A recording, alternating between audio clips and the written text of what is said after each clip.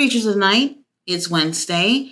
I love to keep things in order when it comes to my review, but tonight we're actually going to focus on how the show ended first. Now, before we can talk about how the show ended, it's important to note that the show started with the Young Bucks and Okada coming together in one car and Jack Perry off in another car. They're coming into the building together. Jack Perry steps 2 foot towards the building, and here comes the security guards trying to keep him away from getting in. This is important. This is important to know. Now, the elite is like, no, he's with us. He ain't got no problems. We'll make sure he's cool. So the security let him go in the building with the elite. Now, they go into Tony Khan's office. One of them, I forgot which one, was going to knock on the door, but instead they decided we just going to open the fucking door and get in, and they get in. Later on in the night, we see them leaving the office of Tony Khan, and that guy that I can never remember his name, the one with the glasses, who's hardly ever there. He's trying to get the inside scoop about what happened in Tony Khan's office. Now, none of these guys are willing to really talk, but one of them does say that Tony Khan will meet with Jack Perry later on in the ring. And that's when I was just like, oh no, Tony Khan on national TV in the ring. This smells like disaster. Now, fast forward after the main event, Tony Schiavone tells everyone that Jack Perry is coming out. And I was afraid that we were going to get that classical music bullshit that he had when he turned heel, but he came out to no music. Thank God. He comes out there and he's letting everybody know that he had wonderful moments at Daly's Place and all these things that he enjoyed in AEW, blah, blah, blah, blah, blah. And it's great to see here that he's really getting a great reaction. They were chanting Cry Me a River. They were chanting Scapegoat. So he's getting over. And the reason why he's getting over, real talk, you guys, is because of CM Punk. A lot of people don't like CM Punk. So then that means we like Jack Perry. Well, not me, but that's pretty much how it goes. Now, he wants Tony Khan to come out so they can talk face to face. If y'all didn't know, back at the Battle of the Valley pay-per-view, New Japan, Jack Perry had ripped up his AEW contract. So he's calling Tony Khan to reinstate his contract because he wants to, be back in AEW. Tony Khan is standing there like a fucking statue, but he's cheesing from ear to ear, listening to everything that Jack Perry has to say. And they shake hands and they hug. But when y'all know Tony Khan loves his little hugs. And when they hug, Jack Perry turns to the camera and just gives like the most sinister look or whatever. I thought it was actually kind of cute. And, he's raising Tony Khan's hand. Tony Khan make it look like it's all good in the hood. Everything seems to be great. And then Jack Perry punches him in the fucking stomach. And this dude hits the ground like a ton of bricks, okay? And I'm just like, oh my God, we're doing this. Now, when he becomes physical with Tony Khan, the elite, all the members come out. And it seems like Nicholas and Matthew are trying to help him up, but they're in a position where they can also give him the EVP trigger. And I'm just like, these bitches are not, right? But then Okada tries to not escalate the situation. So it seems like nothing more is going to happen here. Wrong. They end up giving him the Tony Khan driver or whatever, and he's all laid out onto the ground. Now, this is when the referees come out to help. Medical personnel come out to help. These are the first people who showed up. Aubrey Edwards told the elite to fucking leave, and they actually end up leaving. I'm like, Aubrey Edwards of all people are making them leave? Okay, whatever. Now they end up leaving, and then oddly enough, that's when the guys on the roster, all the baby faces really, come out to come help Tony Khan. And I actually thought it was kind of interesting to see that the very few first guys that were going to help Tony Khan were all black wrestlers. And I just thought, did y'all plan to just be first in line to go help Tony Khan? I don't know what it was, but, observation. But anyway, they come out, and then some of the other guys come out too. I saw, what's his name? Alex Reynolds, one of the guys there. And I'm just like, wait, and you were healed though, right? Anyway, that doesn't matter. They all come out and they're helping. And then all of a sudden I'm seeing somebody that I don't recognize because you see him from the back, and it turned out to be Papa Khan. And I'm just like, wait a minute. How did he get here? What the fuck? He's over here looking at his son laid out on the ground. And I thought that was so interesting. And I was just like, this is the one thing that I personally have felt like Tony Khan should never involve himself into storylines in this way. However, I didn't hate this, and I didn't necessarily go goo goo gaga over it. I was just like, okay, this is interesting. Where the hell is this going, though? So y'all got my interest here. However, this can go very wrong. Tony Khan has no TV presence. Matter of fact, this guy in front of a camera always looked like he's being held hostage. And I just thought that was so interesting how he gets attacked by the Elite. And y'all remember how Tony Khan came on camera that one time and say he feared for his life because CM Punk was yelling at him across from a fucking monitor. But here he is getting his ass whooped by the Elite. This is very interesting. Interesting way to end off the show. Papa Khan being there was very unexpected. That was very unexpected. And it took me back to where I was thinking like, shit, if I could have called my mom and asked her to join me in my shenanigans, like, and she actually joined me, like, that would be so fucking cool, wouldn't it? Tony Khan's a fucking mark. All right, he's a fucking mark. But I just find this really interesting that he's putting himself into the storyline. Like I said, I don't know how I necessarily feel about it, but what really counts is where they're going to go with it. And I hope they do keep things to be interesting if Tony Khan's going to be involved in the storyline. It was an interesting but weird way to end off the show. But let's talk about the rest of the show, because honestly, I didn't really care too much about it. All right, first match of the night, we do have Swerve Strickland versus Kyle Fletcher. A lot of people were not happy about Swerve just winning the title just a few days ago and opening the show. And for me, I would say that I could agree to, because it's his first time as champion, I wouldn't have mind seeing him in the main event. But knowing what we know now in terms of how the show flowed and how the show ended, maybe it made more sense. Like, up until they announced Swerve and Kyle, what everyone thought was a main event was Moxley versus Hobbs, and that's what it turned out to be in terms of being the last match. And, I'm just going to wait and see. As long as they do Swerve right, I'm not too bothered about him opening the show.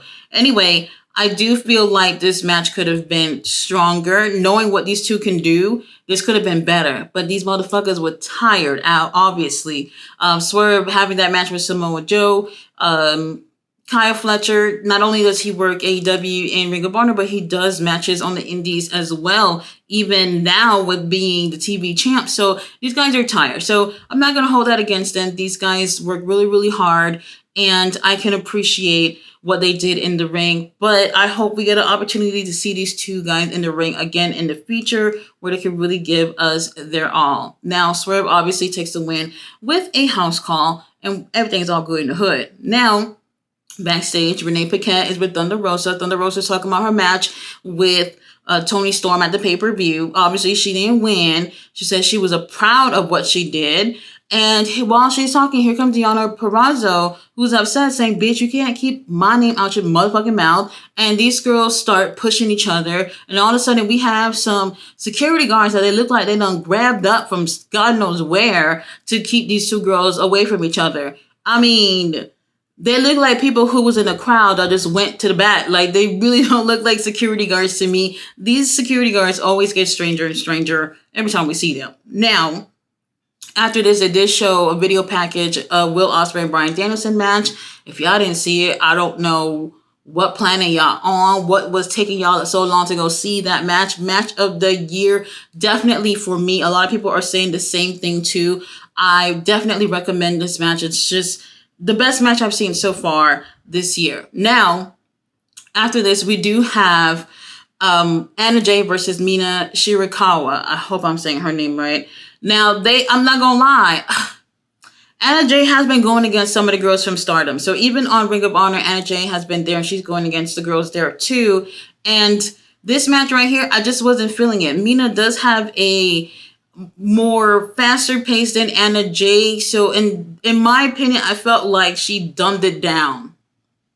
Yeah, I felt like she dumbed it down. So I just couldn't really enjoy it. However, we did have Mariah May, who was ringside looking all pretty, ringside for Mina. And really, I didn't really care for it. Mina takes the win, which is exactly what I was hoping for. And here comes Mariah getting in the ring with a bottle of champagne and 2 glasses for them to celebrate. And, Anna Jay just come out of nowhere and end up attacking the girls. And it looks like, she's going to whoop their asses. But then our girl, Timeless Toni Storm, comes out there. No Luther. She comes out there and she defends Mariah May, and she gets her hands on Anna Jay. We find out later that they're going to end up having a match, I believe, on Collision. And that's interesting. However, what made it even more interesting is Toni Storm. That outfit, girl, it's sexy and probably a little too sexy for TV. Here comes Serena Deeb, of all people. She goes and holds on to the AEW Women's title, but then she's talking into the camera, doing her promo in front of the camera. No microphone, nothing. Toni Storm can't hear this bitch, but she's directing whatever she has to say towards Toni. Even us who are at home and can barely hear her, she's talking in front of the camera and we can barely hear what she's saying. And I'm just like, wait a minute, this is your way of saying you want your hands on the title? You should have got on a microphone and said something for Toni to hear you, for everyone to hear you. I didn't really like it. Matter of fact, the little one-piece shoot she had on, it was all right. It did remind me that I need to watch X-Men, and I still need to go watch it.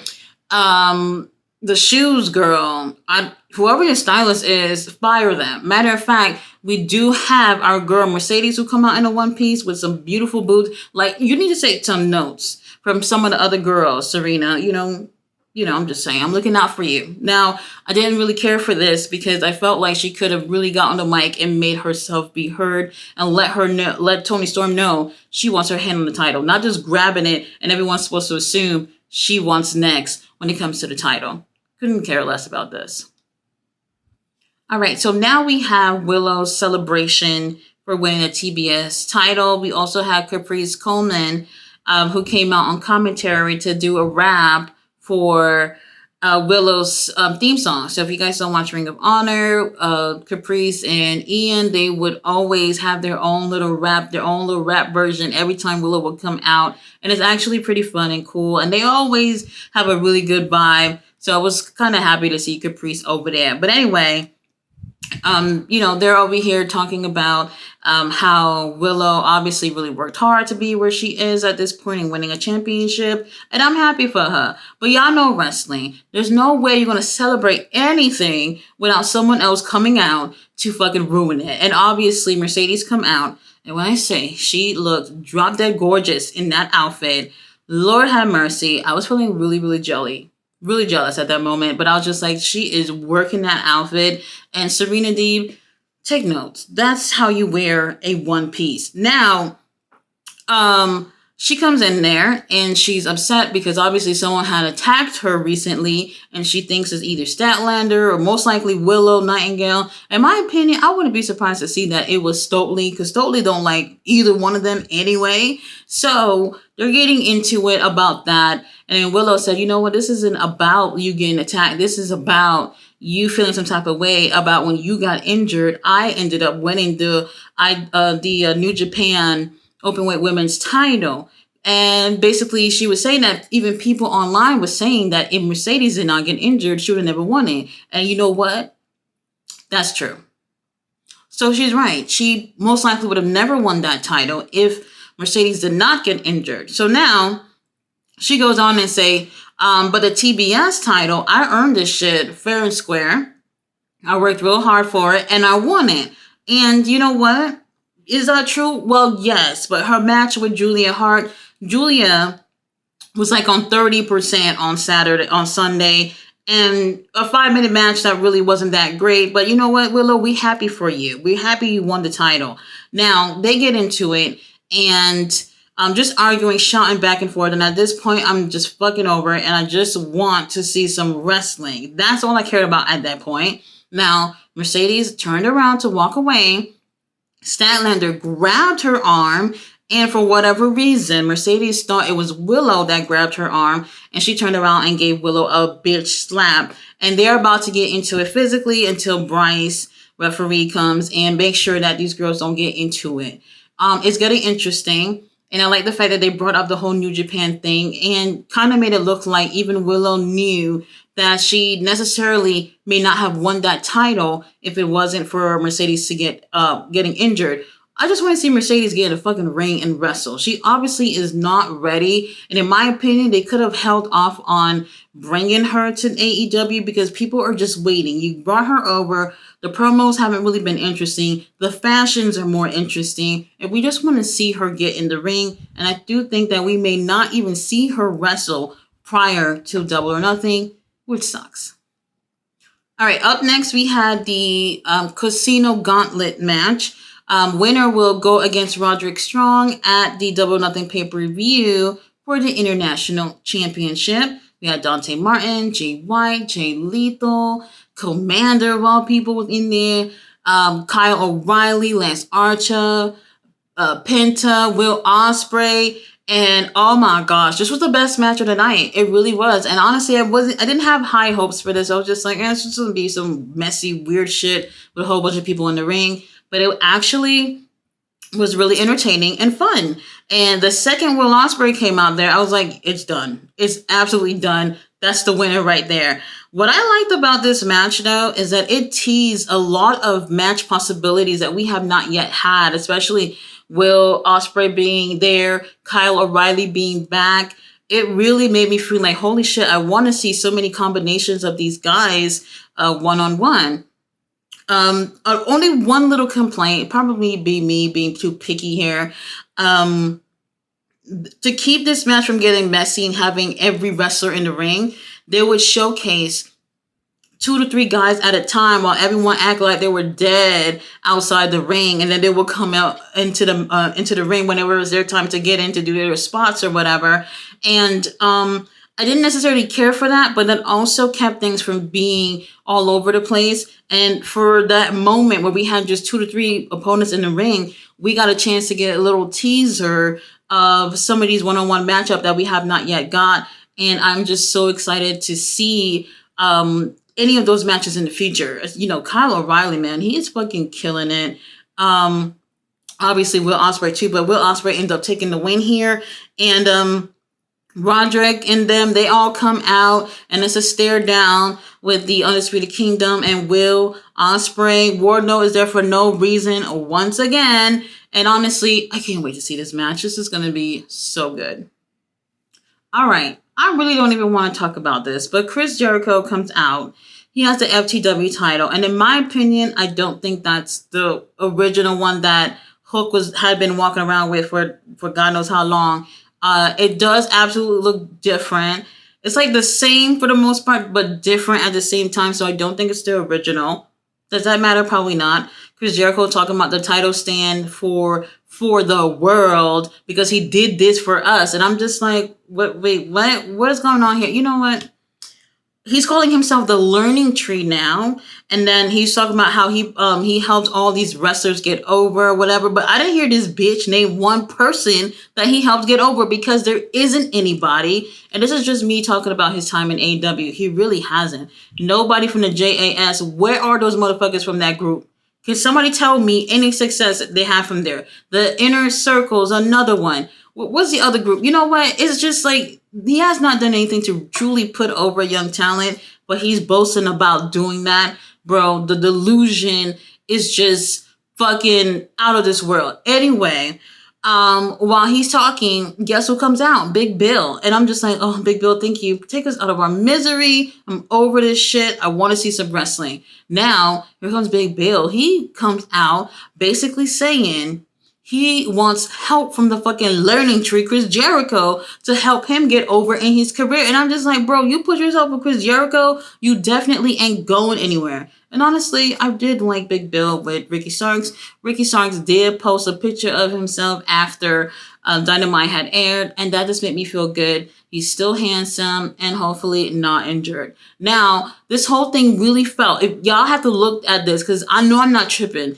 it really felt like Big Bill was talking about this, talking about how he wants Chris Jericho to guide him to success and all that stuff. It sounded like he was reading like a teleprompter, or he was trying to memorize what he was told to fucking say about Chris Jericho, because none of that shit is true.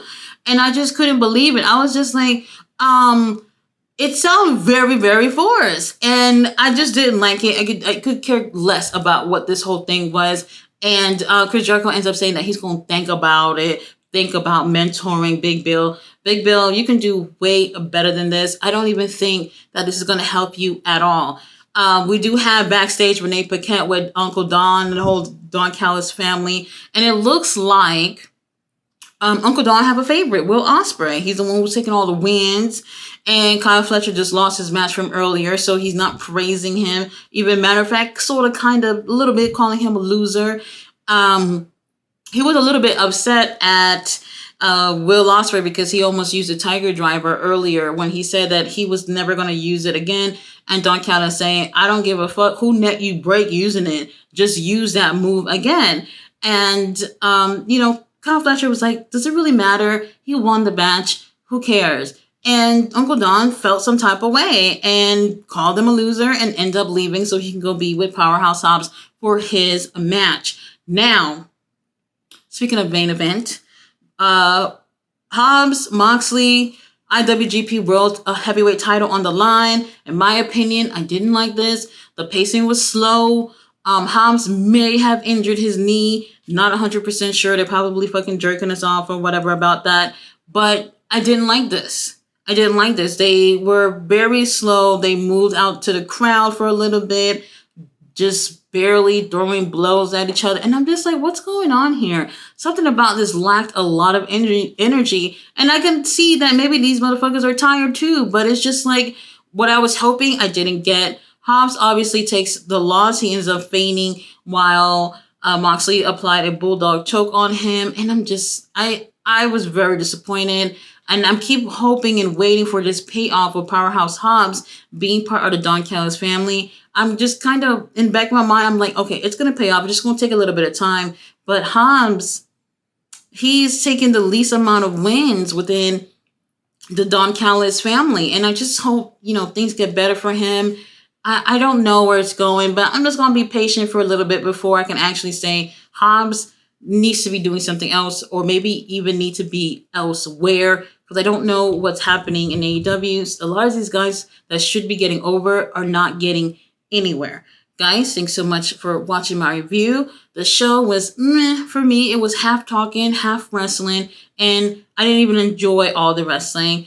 And Saturday we have Collision and Rampage. Not sure what time it starts because there's NBA playoff thing. But just watch out for me for going live on Saturday with a watch along. And obviously I'll give you guys a review as well. And I'll see you guys tomorrow for Ring of Honor. Bye.